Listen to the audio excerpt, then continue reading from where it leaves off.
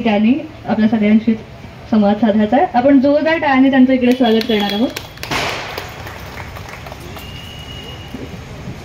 Thank you so much. इतके तुम्ही सर्व टाईम काढून आज आलात.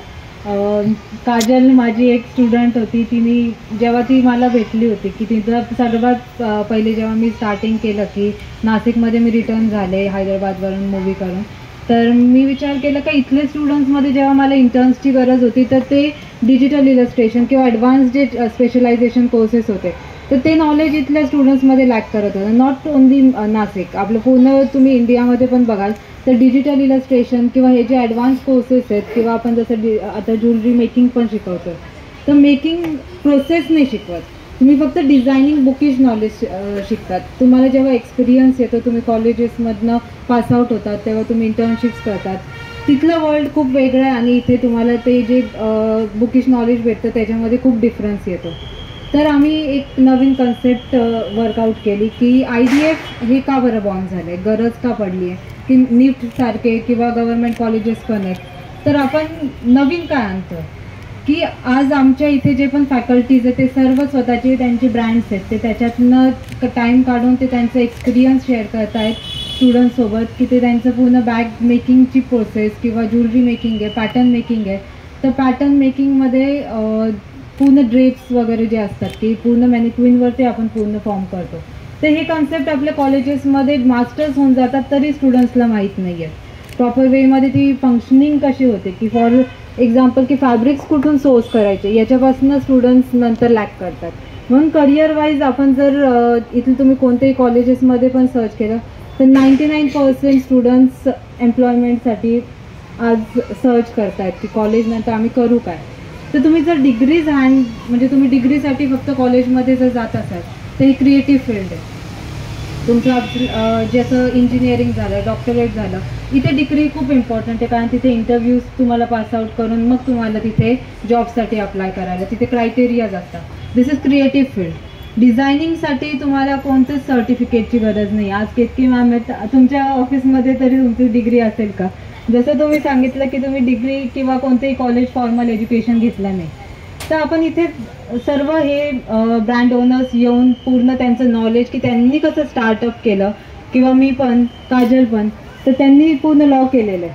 तर लॉ नंतर त्या का बरं या फील्डमध्ये आलं, because there is a lot of scope. आता तुम्ही साधं ब्लाऊजचं जरी एक्झाम्पल घेतलं की आपण नॉर्मल लेडीजसाठी पण की त्यांना आज वाटतं की माझे मुलं खूप सेटल झालेत, आज मला टाईम आहे, त्यांना वाटतं की मला एज्युकेशन घेऊन मला स्वतःचं ब्रँड किंवा काही करिअर स्टार्ट करायचं. You welcomed. आमच्या इन्स्टिट्यूटमध्ये आम्ही काहीच क्रायटेरिया ठेवलेला नाही की तुमचं जेंडरचं परत एज्युकेशन काहीच बॅरियर नसणार आहे, एजचं पण बॅरियर नाही आहे.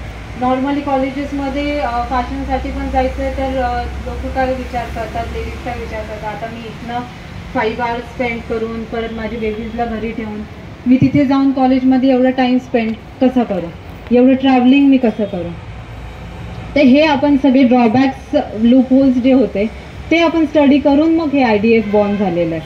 तर याच्यामध्ये खूप गोष्टी आहेत जशा की डिझायनिंगमध्ये तुम्ही फक्त जसं मॅम बोलला की हेड टू टो असतं. फॅशन हे फक्त गारमेंट्सवरती डिपेंड नाही राहत, तिथे आपलं ज्वेलरी पण येतं, तिथे मेकअप पण येतो, ते स्टायलिंग पण खूप इम्पॉर्टंट असतं. आज जर एक ब्राईड येते आहे तर जर मी तिला सांगितलं की नाही आमच्या इथले जे स्टुडंट्स असणार आहे त्यांना आम्ही एक कन्सेप्ट अजून एक क्रिएट केली की कस्टमाइज कोर्स, की त्यांना वाटतं आहे की ज्वेलरीमध्ये पण आम्हाला करायचं आहे, ज्वेलरी मेकिंग पण शिकायचं आहे, बॅग्स पण शिकायचं आहे, मेकअप पण शिकायचं आहे. तर त्यांना सगळं एक कंबाईन करून एक कोर्स क्रिएट केला जाणार आहे की जो ते परस्यू करू शकतात. तर त्यांच्याकडे एक खूप चांगला स्कोप असेल की ते त्यांच्या घरात बसून एका रूममध्ये पण स्टार्ट करू शकतात. इट्स नॉट इम्पॉर्टंट की तुम्ही 5 lakhs किंवा 10 lakhsच इन्व्हेस्ट करायला पाहिजे. आज स्टायलिंगसाठी आमचं कुठे ऑफिसच पाहिजे असं नाही आहे, त्या इतक्या मोठ्या मोठ्या डिझायनर्ससोबत काम करतात. मी नाशिकमध्ये बसून शकुंतला मूवीसाठी पूर्ण कॅरेक्टर इलस्ट्रेशन केलं. तर मला नाही वाटत की आपल्याला एक फक्त डोक्यात जे असतं ना की नाही गारमेंट्सचं बिझनेस किंवा रिटेल बिझनेस स्टार्ट करायचं आहे तर एवढी इन्व्हेस्टमेंटची गरज पडते आहे तर मग मी त्या फील्डमध्ये जाणारच नाही.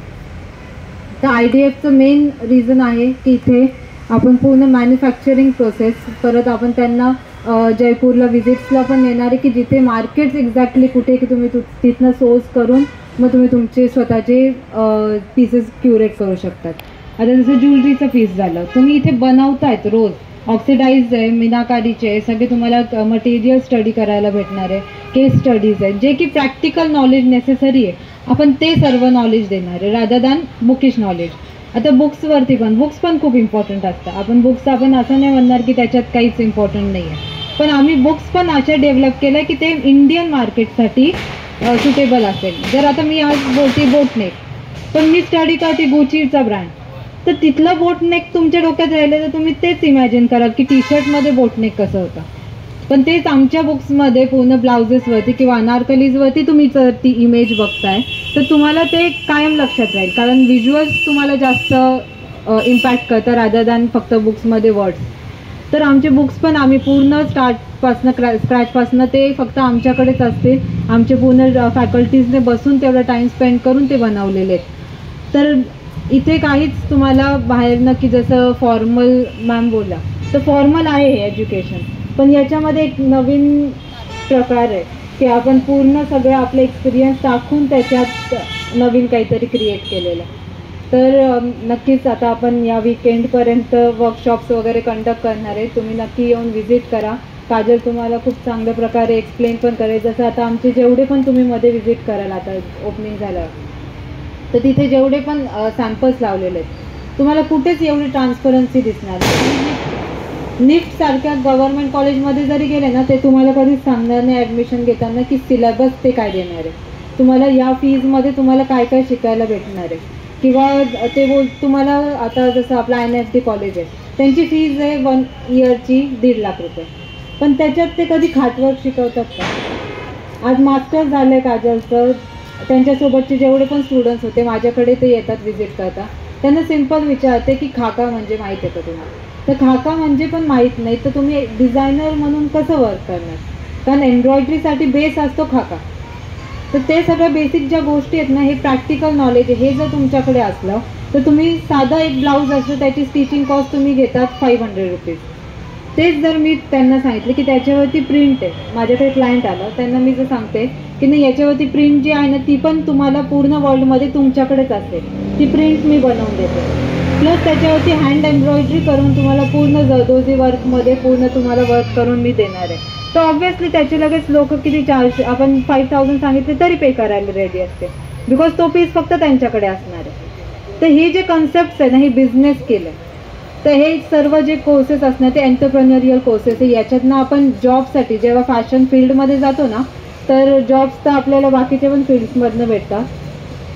जे सगळे जसं यांनी लॉ केलं, यांनी अकाउंट्स केलं, मी पण इंजिनिअरिंग केलं होतं, आम्ही ते फील्ड सोडून का बरं फॅशनमध्ये आलो? कारण आम्हाला जॉब्स नाही करायचे, कोणाच्या अंडर काम करणं नाही पॉसिबल होत.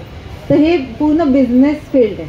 फॅशन हे बिझनेस वरती डिपेंड करतं. तुमचे बिझनेस नॉलेज, फायनान्स नॉलेज हे सगळं इम्पॉर्टंट असणार आहे.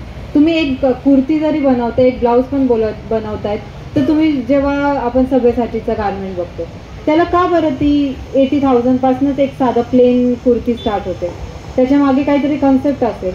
तर हे जे केस स्टडीज असतात ना की प्रत्येक ब्रँडला पण स्टडी करायचं, तर नाशिकमध्ये जर तुम्ही स्टार्ट करताय तर नाशिकचं मार्केट स्टडी करा रादर दॅन मुंबईमध्ये बॉलिवूडमध्ये काय चाललं. कारण बॉलिवूडमध्ये स्टडी करून तिथे 1.5 लाख देणारे पण लोक आहेत, पण नाशिकमध्ये आहेत का? नाही आहे. तर नाशिकमध्ये काय चालू शकतं? आणि 50,000 पण अर्न करणं खूप मोठी गोष्ट नाही आहे.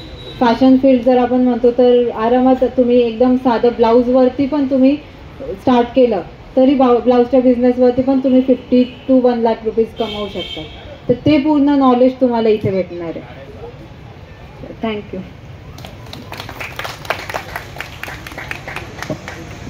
Thank you so much. आता आपण